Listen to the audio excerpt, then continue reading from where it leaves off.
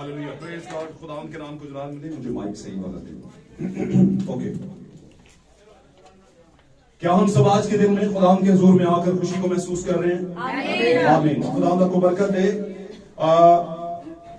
नबी बयान करते हैं कि ये जमाना एक हवाले से गंदगी से भरपूर जमाना है, गिरावट से भरपूर जमाना है। बोलो आमीन।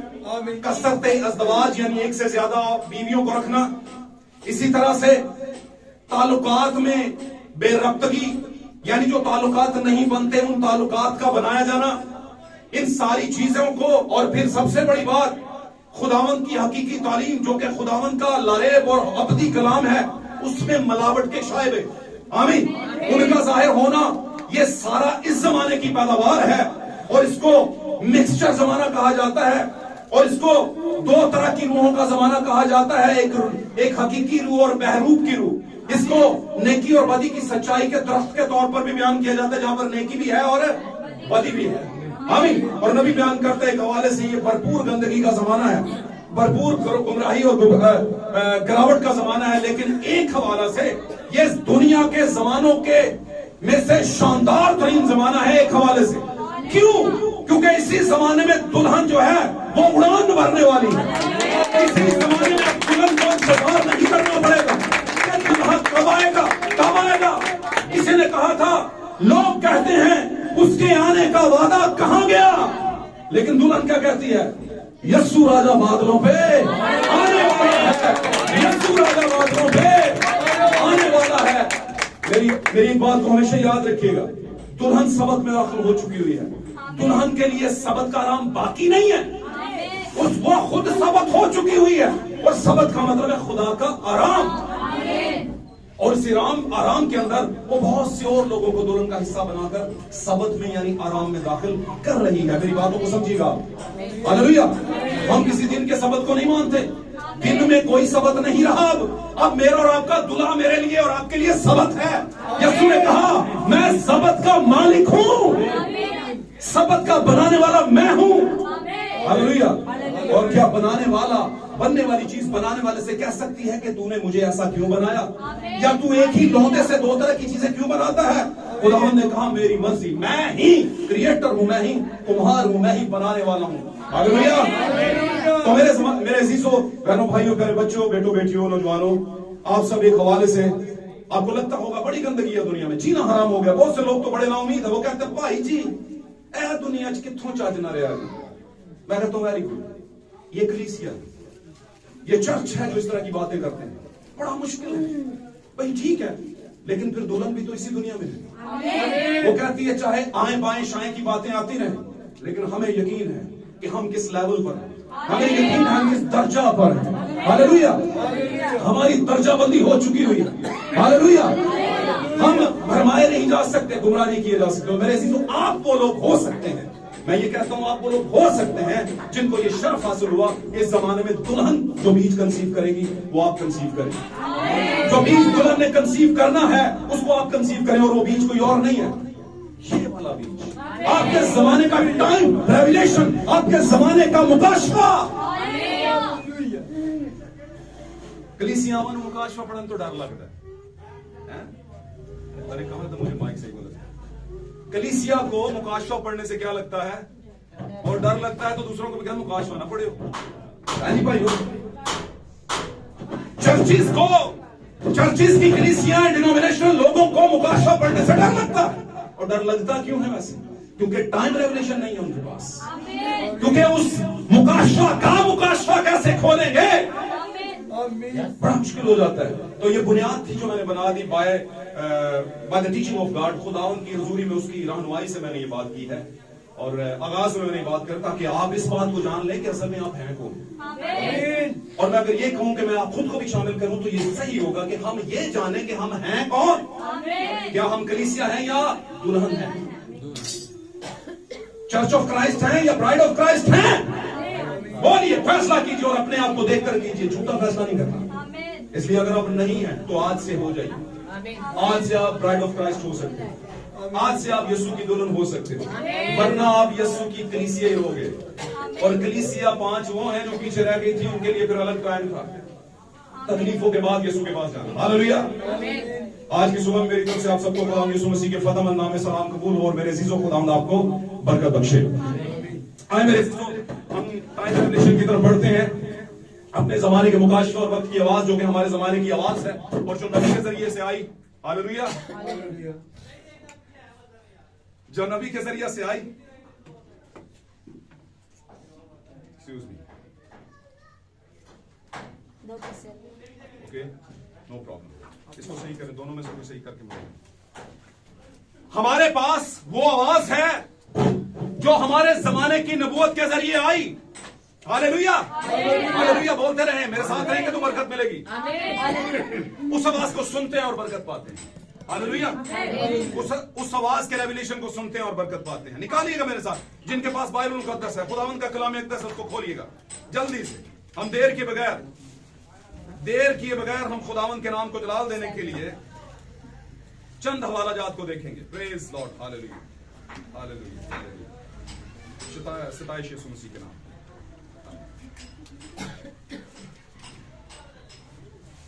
आए हम यिर्मयाह में चलते हैं। पुराने अहदनामे के अंदर यिर्मयाह नबी का सहीफा चैप्टर 20 20 नंबर बाब। यिर्मयाह नबी का सहीफा 20 नंबर बाब। छोड़िए बस, आज जरा मैनुअल चलते हैं। मैनुअली समझते हैं। जब आपके पास इंस्ट्रूमेंट ना हो तो फिर मैनुअली गाना पड़ता है, हाथों के साथ बजाने पड़ते हैं, है ना। माइक ना हो तो दूर तक आवाज नहीं जाती, लेकिन फिर भी आवाज निकालनी पड़ती। नो प्रॉब्लम, मैनुअली चलेगा। कभी कभी पिंड जाने हो ना, कितने कितने लोग पिंड देने माइक कर रहा है। ओके, कितने कितने लोग गांव के पिंड दे कितने कितने सारे। आमीन। असि सारे पिंड जो आए अलग गल है, असि वो नहीं है। हम समझते हैं कि नहीं, हम आप आज कुछ और हो गए हैं, लेकिन इसके लिए खुदावंद का शुक्र है। इसके लिए खुदावंद का तो गांव जाना करना तो गाड़ी ने उतारना तो आगे, फिर हमारे गांव की तरफ जो सड़क जाती थी वो सड़क नहीं होती थी, उसको पया कहा जाता था, कच्चा रास्ता, है ना। कई बार बारिश होती थी, खोपे जो जाने होने से, लेकिन जाना सी ना, इतना किराया ला के गए, है ना, तो जाना तो पड़ेगा। हालेलुया। किसी बंदे ने बड़ी जबरदस्त बात की थी। इस बात को रखने अपने पास, बातों के अंदर आपके लिए जिंदगी होती है। ये बातें सिर्फ बातें नहीं होती। उसने कहा इन्हीं पत्थरों पे चल के अगर आ सको तो आओ। कहा था कि नहीं? बड़े लोगों को पता होगा। इन्हीं पत्थरों पे चल के अगर आ सको तो आओ। मेरे घर के रास्ते में कोई कहकशां नहीं है, मिल्की वे नहीं है। अंग्रेजी में कहते हैं मिल्की वे। कहकशां को अंग्रेजी में कहते हैं, कहकशां किसे कहते हैं? 90% लोगों को नहीं पता होना। वैसे जिन्होंने पता 10% तो बोलन। कहकशां किसे कहते हैं? आसमानी रास्ता। आसमानी रास्ता सितारों का जो इंस्ट्रूमेंट है, वो जो ऊपर बना होता है, ऐसे करके गैलेक्सी कहकशां, उसको इंग्लिश में क्या कहते हैं? Milky Ways. बात समझ रहे हैं? तो कहता है सितारे ते हुण चल के नहीं तू आ सकता, हुण तू कहीं जाना में इन्हीं पत्थरों पे। वैसे वो पत्थर कौन है? 7 जमानों के 7 कलीसियाई पैगंबर, 7 पत्थर हैं। और खुदा यीशु मसीह ने पहले क्या रखा था? अक्लमंद शख्स वो है जो अपना घर चट्टान पर, पत्थर पर बनाता है, और नहीं तेरा नशेमंद कसरे सुल्तानी के गुंबद पर, तू शाहीन है बसेरा कर पहाड़ों की चट्टानों पर। ये है बेसिकली मेरा और आपका मकाम। लोग इसको अपना मकाम बनाए फिरते हैं। लोग कहते हैं क्योंकि बयान हमने किया इसलिए मकाम हमारा है। नहीं, बयान आपने किया है क्योंकि एलिया को कौन खिलाते थे? कौवे खिलाते थे भाईजान। आपका वो मकाम है, बस आपको इस्तेमाल किया गया खुदावंद की दुल्हन को तैयारी बचने के लिए। आइए हम कलाम की तरफ बढ़ते हैं। Praise God. हालेलुया। और मैं यकीन करता हूं कि आप जो है वो बोर नहीं हो रहे होंगे। हालेलुया। निकालिएगा चैप्टर 20 द बुक ऑफ यिर्मयाह की किताब, उसका 20वां बाब हम निकालेंगे जल्दी से। Praise God. हालेलुया। और उसकी 8वीं आयत से लेके 8वीं और 9वीं आयत हम पढ़ेंगे। जी बुलंद आवाज। क्योंकि जब जब मैं कलाम करता हूं, जोर से पुकारता हूं, मैंने गजब और हलाकत का ऐलान किया। हाँ जी। क्योंकि खुदा का कलाम दिन भर मेरी मलामत और हंसी का बायस होता है। क्योंकि खुदावंद का कलाम जो मैं बयान करता हूं वो दिन भर मेरे लिए ठट्ठे का हंसी का बायस होता है। जी। और अगर मैं कहूं कि मैं उसका जिक्र ना करूंगा, अगर मैं कहूं कि अब मुझ पर लोग हंसते हैं तो अब मैं इसका जिक्र ही नहीं करूंगा, तो ना फिर कभी उसके नाम से कलाम करूंगा, ना कभी उसके नाम से कलाम करूंगा, तो उसका कलाम मेरे दिल में जलती आग की मानिंद है। उसका कलाम मेरे दिल में तो जलती हुई आग की मानिंद है, जो मेरी हड्डियों में पोशीदा है, जो मेरे बंद बंद गूदे गूदे में हड्डियों में पोशीदा है। और मैं जब्त करते करते थक गया, और मैं बर्दाश्त करते करते थक गया, जब्त। जी। और मुझसे नहीं रहा जाता, अब मुझसे नहीं रहा जाता, क्योंकि मैंने बहुतों की तोहमत सुनी। हाँ जी। चारों तरफ दहशत है। आमीन आमीन। खुदा के कलाम का पढ़ा जाना सुना जाना भाई से बरकत हो। एक हवाला और लेंगे फिर आपको बैठाऊंगा। निकालिएगा मेरे साथ किताबे यसाया में चलते हैं। हालेलुया। किताबे यसाया, इससे पीछे वाला जो है वो हिस्सा है यसाया की किताब। Praise Lord. हालेलुया।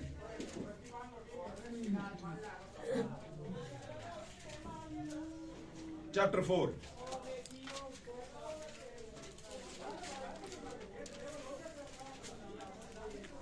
और दूसरी आयत से हम पढ़ना शुरू करेंगे और छठी आयत तक जल्दी से सभी सुनेंगे इसे। तब खुदा की तरफ से रोईदगी खूबसूरत व शानदार होगी। हाँ जी। और जमीन का फल उनके लिए जो बनी इसराइल में से बच निकले लजीज और खुशनुमा होगा। और यूं होगा कि जो कोई सयून में छूट जाएगा और जो कोई यरूशलेम में बाकी रहेगा, बल्कि हर एक जिसका नाम यरूशलेम के जिंदों में लिखा हुआ होगा मुकद्दस कहलाएगा। हाँ जी। जब खुदावन सयून की बेटियों की गंदगी को दूर करेगा, जब खुदावन सयून की बेटियों की गंदगी को दूर करेगा, जल्दी पढ़िए। और यरूशलेम का खून रुए अदल और रुए सुजान के जरिए से धो डालेगा। हाँ जी। तब खुदावन फिर कोई सयून के हर एक मकान पर और उसकी मजलिस गाहों पर दिन को बादल और धुआं और रात को रोशन शोला पैदा करेगा। रात को क्या करेगा? आग का रोशन शोला पैदा करेगा। तमाम जलाल पर एक साहिबान होगा। हाँ जी। और एक खेमा होगा। हाँ जी। जो दिन को गर्मी में सायादार मकाम और आंधी और जड़ी के वक्त आरामगाह और पनाह की जगह हो। आमीन। खुदा के कलाम का पढ़ा जाना सुना जाना हम सबों के लिए बायस बरकत हो। और मेरे अज़ीज़ों, मैं ईमान रखता हूँ कि इस कलाम के बाद हमारी जिंदगी में सुकून आएगा, शांति आएगी, ईमान आएगा, कुव्वत आएगी। और अगर किसी भी तरह का किसी पर मुश्किल का साया तो इस कलाम के जरिए से आपकी जिंदगी से अलग होगा। मेरे अज़ीज़ों, आप तशरीफ रखिए। खुदा आपको बरकत दे। Praise God. Hallelujah hallelujah hallelujah. सिताइश। इससे पहले कि हम आगे बढ़े, मैं आज का मौजू आपको बता दूं, क्योंकि अक्सर ये होता है कि मौजू हमारे जहन से निकल जाता है और फिर दरमियान में याद आता है।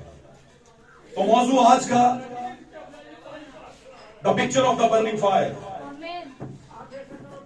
जलती हुई आग की तस्वीर। The picture of the burning fire, जलती हुई आग की तस्वीर। मेरे अजीजों, हमेशा याद रखिएगा, खुदावन ने जब दुनिया की रचना रची है, जब दुनिया को बनाया, तो उसने दो तरह की हालत में बनाया है। सबसे पहली हालत को हम अबदी हालत कहते हैं। आमीन। सबसे पहली जो हालत थी, जो स्ट्रक्चर था, आमीन, जो नक्शा था, हालेलुया, जो स्ट्रक्चर था वो अबदी था, उसको मौत नहीं थी। हालेलुया। आप यूं कह सकते हैं कि वो जो स्ट्रक्चर था वो रूहानी था, स्पिरिचुअली था। यानी आदम को जब बनाया तो स्पिरिचुअली बनाया, पहले चैप्टर के अंदर एक रूह के तौर पर बनाया। लेकिन जब चैप्टर 2 के अंदर आया तो उसने उस रूह को लेकर एक पुतले में डाल दिया। एक बुत में जो जमीन से नेस्त से हस्त किया गया था, मिट्टी से इंसान को मुरत्तब किया गया, बनाया गया। उस पुतले के अंदर जिंदगी का दम का मतलब, यानी कि वो रूह जो पहले बयान रखी हुई थी, वो उसमें क्या कर दी? इमर्ज कर दी, उनको मिला दिया। Hallelujah. The combination of the body and spirit, रूह और एक जिंदगी का क्या हो गया, मेलन हो गया। आमीन। जब इनको मिला लिया तो फिर वो जीती जान हुआ। आमीन। अब मैं आपको बताने की कोशिश कर रहा हूं कि क्या रूह के खून होता है? अरे भाई नहीं होता। आमीन। रूह में खून नहीं होता। और पाक कलाम में यीशु मसीह जब जी उठे तो अपने भाइयों के पास, भाई कौन से? वो नहीं जो मां से पैदा हुए, नहीं नहीं नहीं, वो जो रूह से पैदा हुए। ओ भाई और बहन, उनके पास गया। किन के पास गया? बोलिए, बताइए किन के पास गया? बोला करे, साथ रहा करे। शागिर्दों के पास, जो आने वाले वक्त के बेहतरीन जंगजू होने वाले थे, जिन्होंने आने वाले वक्त में मसीहत को दुनिया के कोने कोने में फैलाना था, जो कि 12 रसूलों के नाम से आगे जाने जाने वाले थे। आमीन। जो एक ऐसी कश्ती के सवार थे जो तहफ्फुज की जगह कहलाती थी, और वो कश्ती कोई और नहीं था, खुदावंद मेरा आपका खुदावंद यीशु मसीह, वो जिसके अंदर वो सवार थे। हालेलुया। जिस कश्ती के वो सवार थे, वो जिंदगी की कश्ती थी, उसको लेकर चलना था। और इस कश्ती के रास्ते में बड़ी रुकावटें आई मेरे से।